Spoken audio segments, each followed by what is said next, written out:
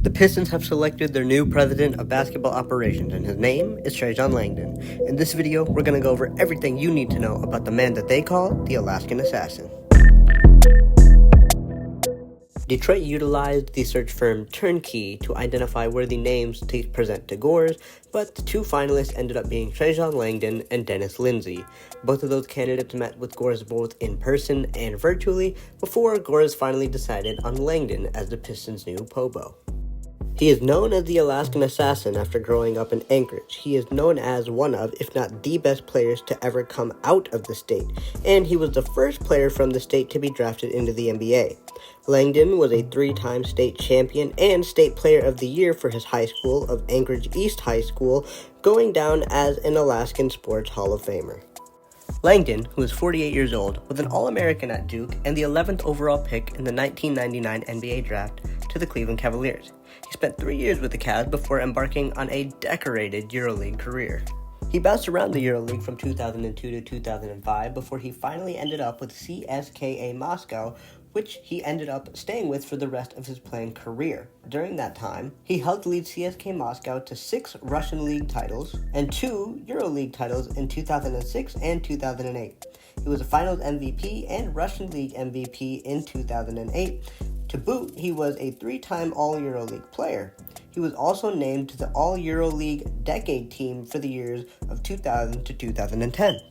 After he retired, Langdon joined the Spurs in 2012 as a scout and stayed 3 seasons until 2015, and after that, he joined the Cleveland Cavaliers for a year as the Director of Player Administration and Basketball Operations.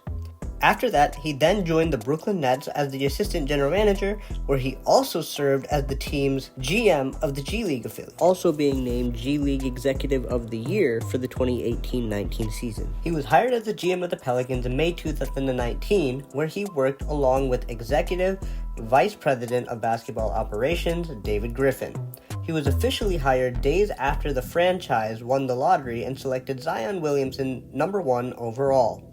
When he was hired, Anthony Davis had already requested his trade, which was facilitated in July of 2019 with the Los Angeles Lakers. In this trade, Langdon acquired 3 first-round picks, along with players Lonzo Ball, Brandon Ingram, and the guy that plays every minute, Josh Hart. Langdon comes armed with a fantastic draft and player personnel record in his 5 seasons under David Griffin with the Pelicans and 3 seasons under Sean Marks with the Nets.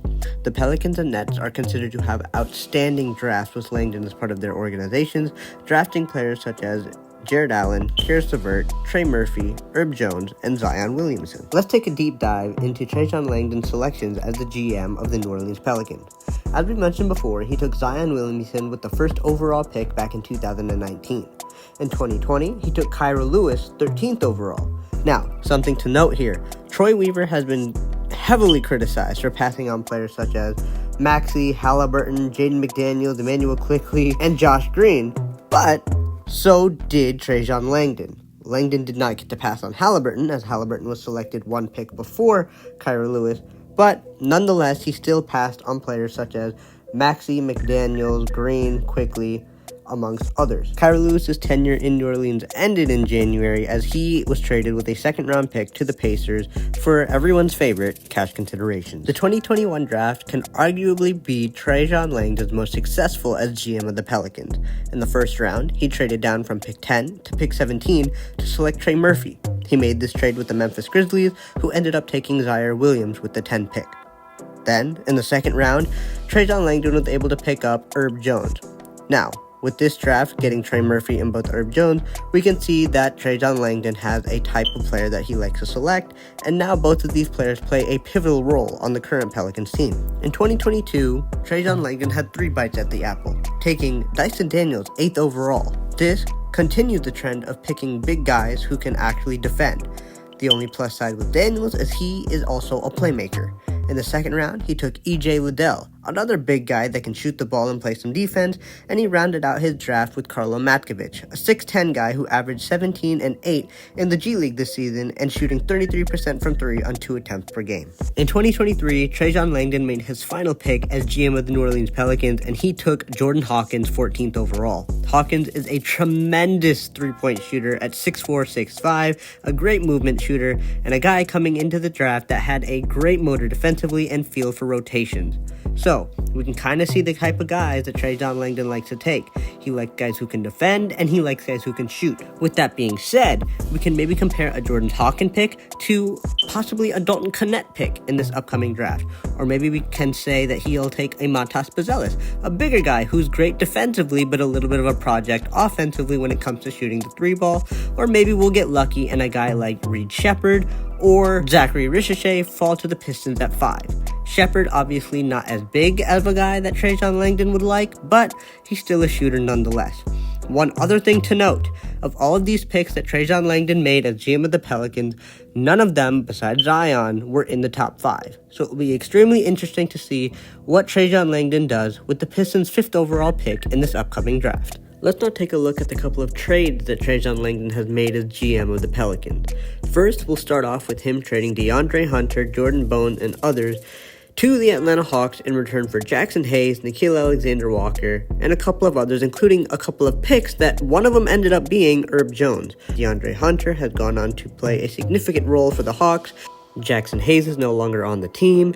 Nickeil Alexander-Walker is now the backup point guard for a Wolves team that is now in the Western Conference Finals, and Didi Lazuda is no longer in the NBA. Given the fact that 4 of the 5 players that he acquired in this deal are no longer on the team, I don't want to call this trade a success. However, the one player that is still on the Pelicans is Herb Jones, which makes me want to say that this trade is not a failure. In this next trade, we see that Trajan Langdon sent out Drew Holiday, Sam Merrill, Kendrick Williams, and others in a 4-team trade and brought in 3 first-round picks, Eric Bledsoe and Steven Adams.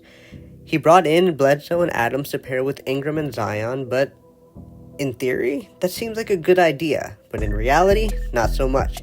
Considering the fact that Bledsoe is now playing overseas and Drew Holiday is entering the NBA Finals with the Boston Celtics, that part of the deal is definitely a loss. Additionally, Steven Adams was a center. In theory, again, another great idea. A rock-solid guy, sets great screens, rebounds the basketball, but as we'll see in a second, Steven Adams wasn't the answer either.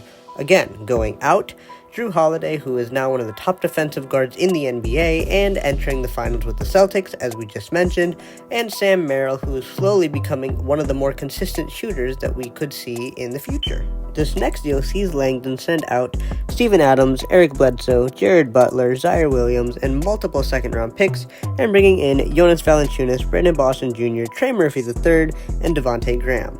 Now, adding Valanciunas is obviously a plus, a guy who can still rebound the basketball and stretch the floor as well, and bringing in guys like Devontae Graham, who could space the floor, who ended up being traded again, which we will also look at in a second, and obviously bringing in Trey Murphy III, which is obviously a huge bonus for this team.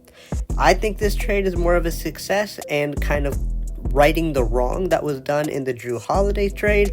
However, you still don't have Drew Holiday on this team, and your point guard slot is now completely open, which he will address momentarily. This next deal sees Langdon send out Lonzo Ball in exchange for Thomas Satoransky and Garrett Temple.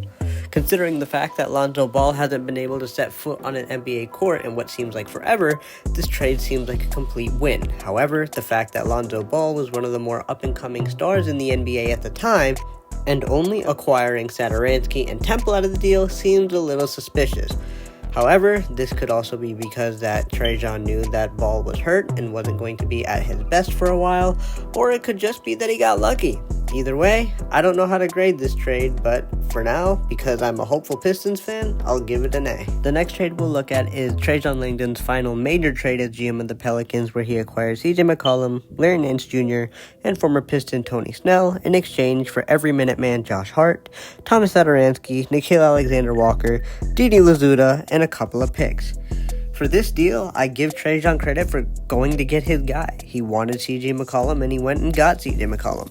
I personally do not believe that CJ McCollum is a one guard in the NBA. I'd like to see him more as a two, coming off of screens and shooting shots, but for now, I guess I'll give him his credit for leading the Pelicans to a 49-33 record, which is one of the best records in Pelicans franchise history. Larry Nance Jr. is a tremendous backup, and Tony Snell is no longer in the NBA.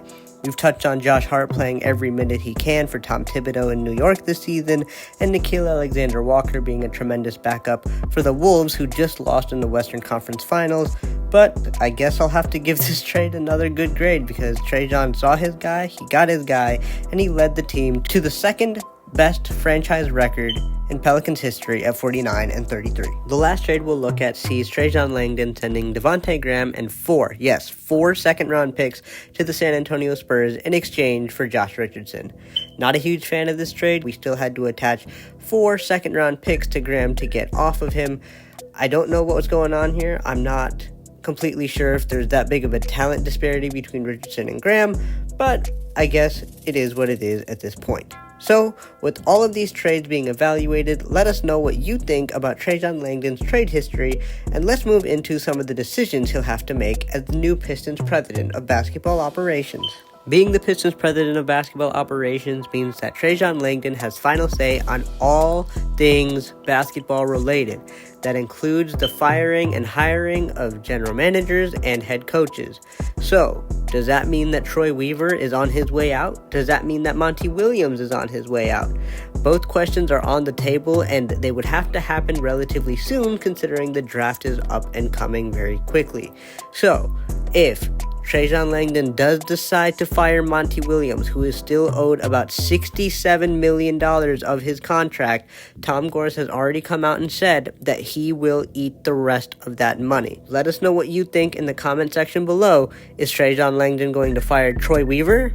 Is he going to fire Monty Williams? Is he going to fire one, or is he going to fire both? Let us know down below.